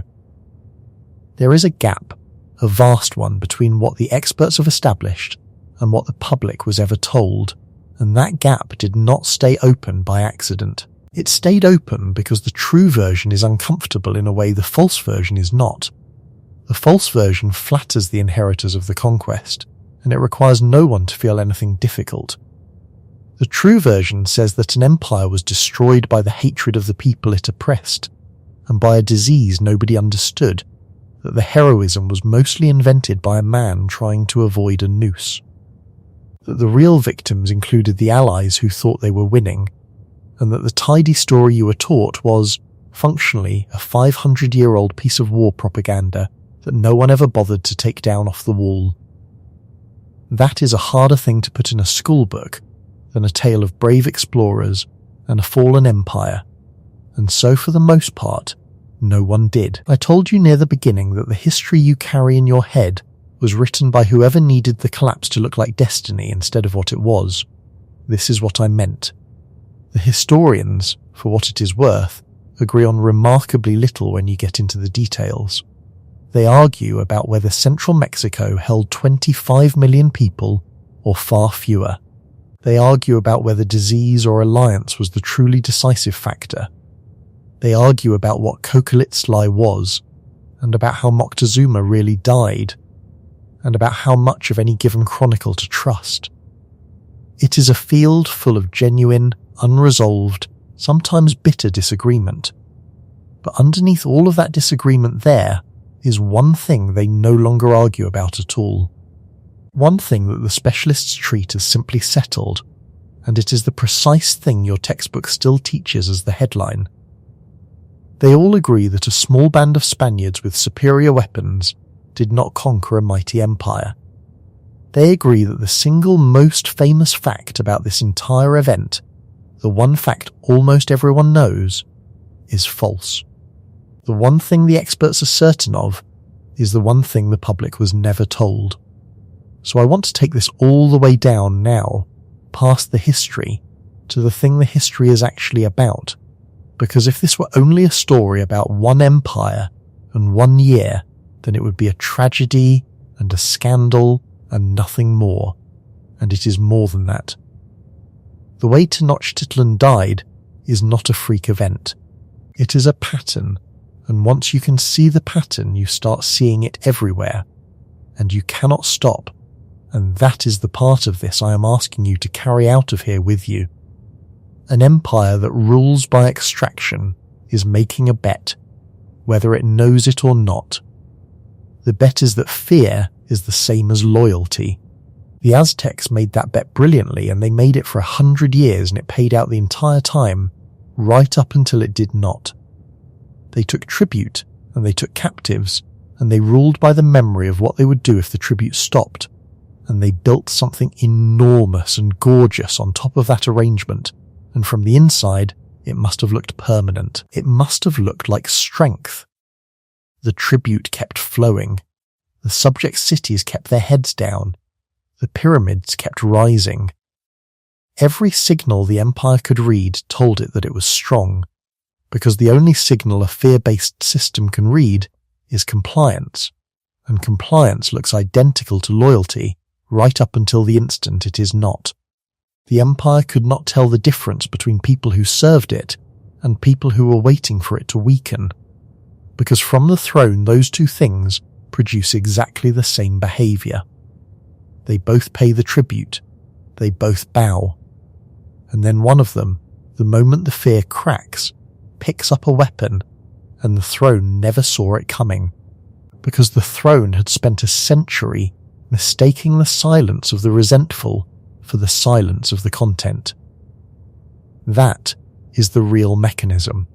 That is what actually killed the Aztec Empire, underneath the disease and the alliance and the Spanish steel. It was killed by the gap between how loyal it thought it was and how loyal it actually was. A gap it could not measure because it had built itself in a way that made the gap invisible. The Spanish did not create that gap. The plague did not create it. They only revealed it the way a stress finds the crack that was always in the stone. The Empire was one shock away from inversion for its entire existence, and it never knew, because everything it could see told it that it was fine. And here is where the comforting story, the false story, the press release, does its real work, the work that goes far beyond flattering one dead conqueror. The story of superior weapons and brave explorers and a doomed civilization is not just a lie about the past, it is a lie about how collapse works, and that lie is useful to every power that has ever held the top of an extractive arrangement, because if Tenochtitlan fell to superior outsiders, to better technology and braver men, and the verdict of history, then its fall says nothing about anyone else. It was beaten from the outside by something stronger. Bad luck. The march of progress. Nothing to learn. But if Tenochtitlan fell because it was hollow, because it had mistaken 100 years of fearful compliance for 100 years of loyalty, because its own subjects were always going to become the army that ended it the moment they stopped being afraid, then the fall is not a story about the Aztecs at all. It is a warning, and it is addressed to every system that runs the same way. And that is precisely the version that the people on top of every such system have an interest in keeping out of the textbook. The destiny story is comforting for a reason. It tells the powerful that collapse comes from the outside, from rivals and barbarians and bad luck, and never from the quiet arithmetic being done every day by the people they are squeezing. This is the velvet rope I promised you at the start, the feeling of getting to the other side of it, of finally seeing the unapproved version of how the most famous conquest in history actually happened. And I think there is a real thrill in it. The thrill of realizing that the smooth, settled schoolbook account was a constructed thing all along.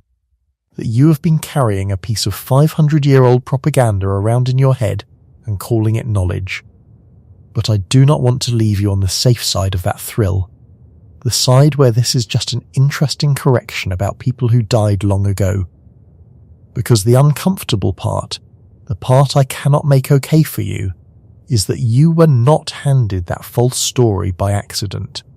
And you are not the last person it will be handed to, and the machinery that produced it has never once stopped running. Every collapse gets a destiny story. Every system that falls gets explained, afterward, by whoever is left standing on top of the wreckage, and they explain it in whatever way makes their standing there look earned.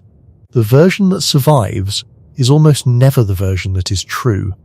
It is the version that is useful to the survivors, and it hardens into history, and a few generations later it is simply what everyone knows, taught to children, printed in the books, repeated by people who have no idea they are reciting a defense brief written by a man who was afraid of being hanged.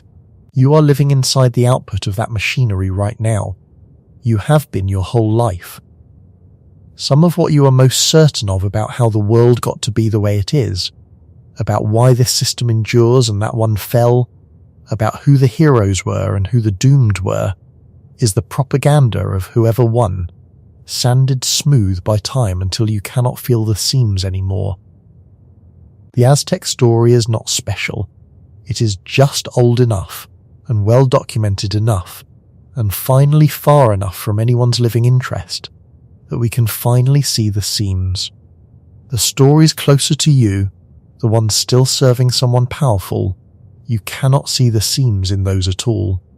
That is what makes them work. And the architecture itself, the thing that actually did the killing, the gap between compliance and loyalty, the system that mistakes fear for consent and calls its own brittleness strength, that is not a thing that died in 1521. That is not a medieval curiosity. It is a description of how a great many things around you are built, things you depend on, things you are inside of. Arrangements that extract from the people who sustain them and read those people's silence as contentment, because silence is the only thing such arrangements are able to measure. They all feel permanent from the inside. They always do. The tribute is flowing. The compliance looks like loyalty. Every signal says strong. And not one of them can see the gap, because they are built the way Tenochtitlan was built, in a way that makes the gap invisible until the moment the shock arrives and the silence turns out to have been something else the whole time. Go back, one last time, to that painting I started with, the great cloth the Tlaxcalans made to prove they had been there, to remind the crown what they had done and what they were owed. Look at what is really in it. It is a record made by the winners of the war that is also, if you understand what happened to them afterward, a record made by some of its deepest victims, people who helped destroy one empire and were ground up by the next, who fought their way out of one cage straight into another, who painted their own glory onto cloth in the desperate hope that being remembered as allies might save them. And it did not save them, and within a few generations the empire they had bled for had half forgotten they existed. They thought they were on the winning side. They had read every signal correctly. They had made the only rational choice available to them. And the signals were lying, because the thing they were allying with was not at all they could aim. It was a new arrangement that had already counted them, all of them, allies and enemies alike, as the harvest. That is the part you cannot unknow now. Not that an empire fell, empires fall. The part you cannot unknow is that the people who feel most certain they understand why a thing collapsed, and the people who feel most certain they are standing safely on the winning side of it, are exactly the people the surviving story was written to comfort. The Mexica could not see the gap in their own empire.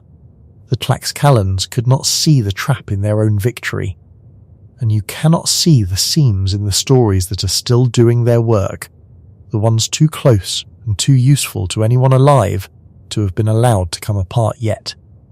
You only get to see the seams when it is far too late to matter, when everyone who needed the lie is dead, when the cloth is 500 years old and hanging in a museum, and we can finally stand in front of it and say, quietly, that almost none of it happened the way we were told. The gold is still at the bottom of the lake. The disease never got a name we can be sure of. The translator is still a slur in her own land, and the comfortable, conquering, destined version of the story is still the one that almost everyone believes, taught patiently to one more generation, by people who have no idea that they are reading aloud, word for word, from the deposition of a man who was trying not to be hanged. It worked. That is the last thing I want you to sit with. It is not that the lie was told, it is that it worked, and it is still working, and the only reason you can see through this one is that it is old enough to be safe. The new ones are not.